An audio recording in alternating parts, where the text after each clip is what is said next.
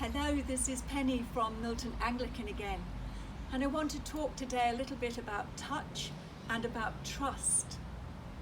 We know, don't we, that we don't have to be physically touched to be touched in our minds and hearts.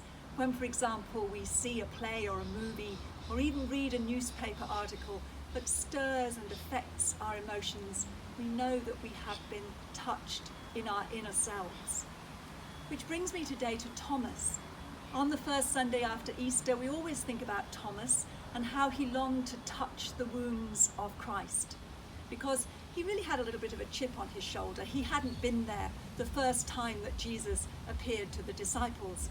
And so he says, well, I won't believe it unless I can really touch and see. Well, that would have been a bit of a problem for him in these times of social distancing, when we have to say, well, we can't touch and we can only really see sometimes virtually.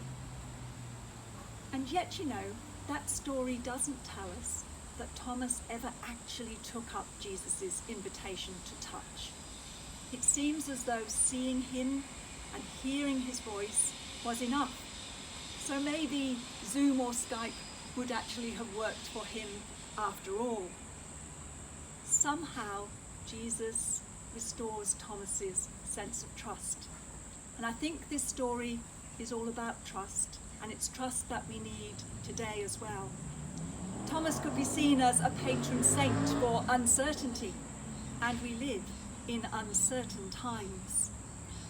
And what was important in that story is that the risen Christ restored intimacy, relationship, trust.